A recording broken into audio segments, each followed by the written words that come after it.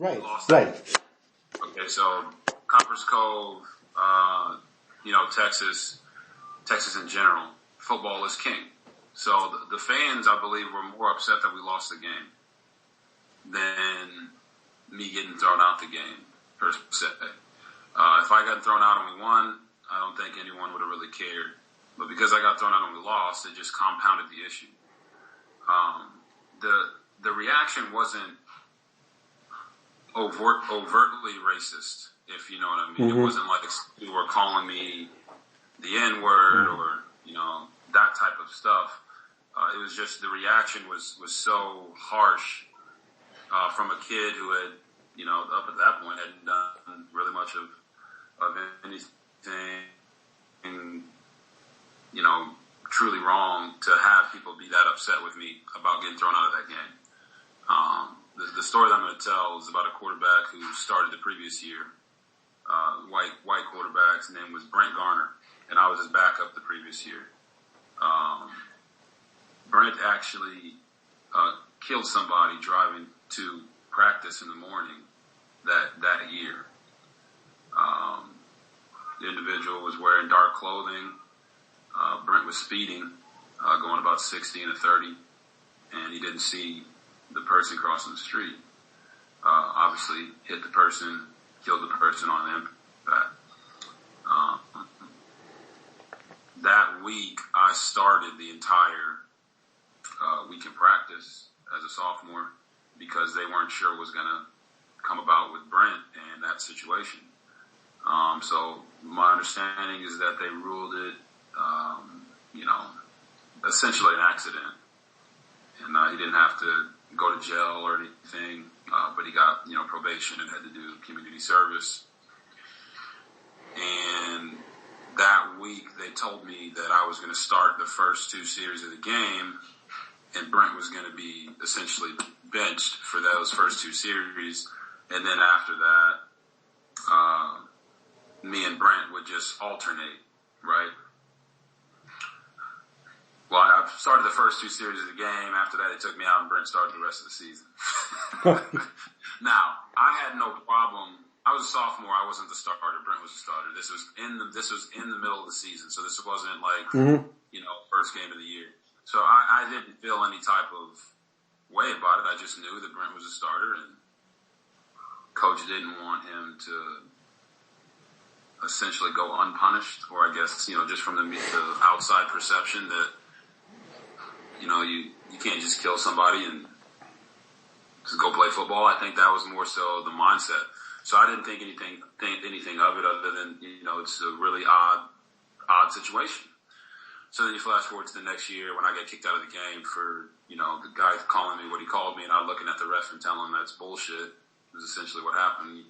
He threw a flag, and then nothing happened, and then he threw another flag, well after the fact. I wasn't talking to him. My team had already pulled me away. It threw me out the game.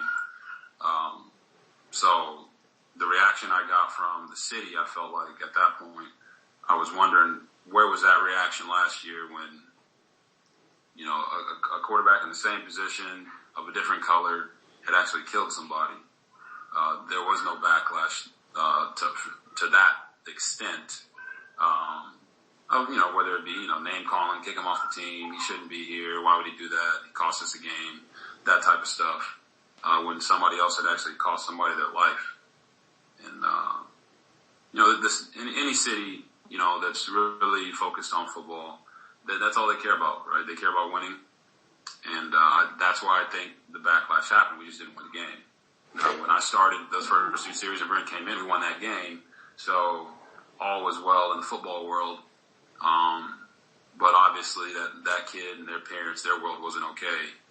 So what kind of impact did I have by getting thrown out of that game? I didn't kill anybody.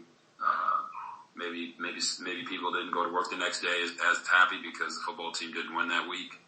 But I felt like the reaction to that was way over the top. Was it because people were booing you from the stands, or how did you feel that? No, they didn't boo me from the stands. They booed the ref, obviously, for throwing me out of the game. It was more so that what was written after the game. Oh, okay.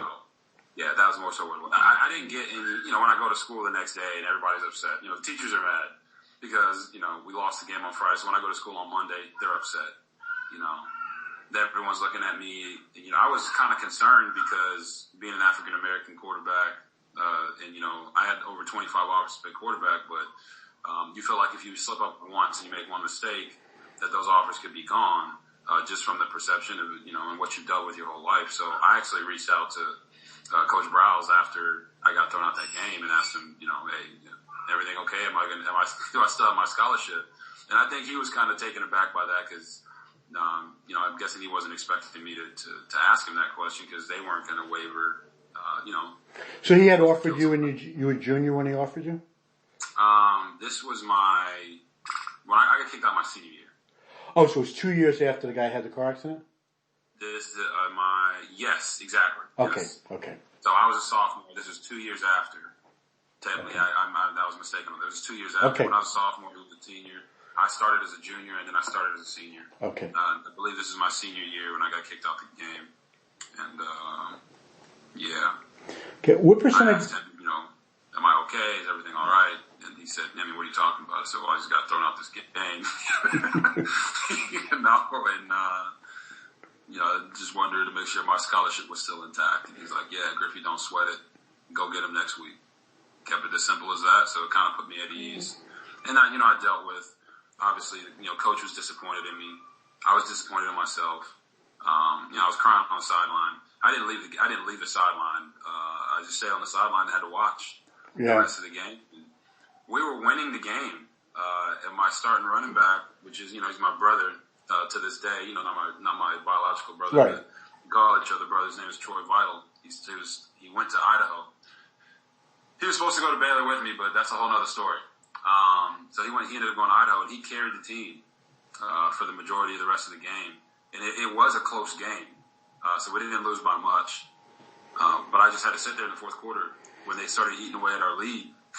I'm just like, man, if we lose this game, they're going to blame me. They're going to blame me for all of this. And we lost the game, and they blamed me for everything. Rightfully so. I was a starting quarterback. I shouldn't have got thrown out the game, no matter the circumstances. Mm-hmm. And I just knew the heat was going to be a little bit hotter, so I had to deal with that for a whole entire week with my coaches. My teammates weren't that mad at me because they were more mad at the ref. Didn't feel like I should have been thrown out. And I had to deal with that from the community. You go to, Mickey D's or we had Bush's Chicken back then in Copper's Cove, or you go to church, especially after a Friday night game, you go to church on Sunday. Oh my gosh. Everyone's just giving you the stink eye. Like, you feel like you're a demon, like you're the devil, like you shouldn't be there. And, so I had to deal with that. And, it was out of character for me to get thrown out of something like that. So, I think that's where the backlash came, but it was more so it was written, whether it be in the newspapers or said, around the school, that I'm like, man, that's a pretty harsh reaction. It's just a football game, this isn't life or death. And when it was life and death, people were more focused on and worried about the football game. What percentage of the high school was white versus black? And that is a great question. Could probably look it up. Or just the town. The town itself was military town. So you're talking about. I could be lying, but I'm pretty sure that the demographics of our city were the demographics of the U.S., if not more so. Okay.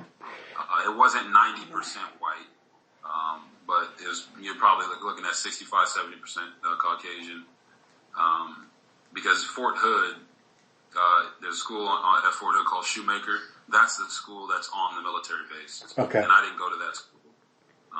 My dad, we lived in Copper's Cove, not on Fort Hood, so we went to the Copper's Cove high school, and that was, it's a rural town, primarily. So you're looking at 65 to 70% white. And what about the team? What do you think the racial? Yeah, our team was made up kind of like an NFL roster. Okay. But not quite that. I had one black offensive lineman, but the majority of my skill players were black. Yeah. You know what I mean? So you're looking at wide receivers, running backs are black, linemen are white, and then on defense it was very similar. Yeah. So to be honest with you, it was like a snapshot of America in the NFL.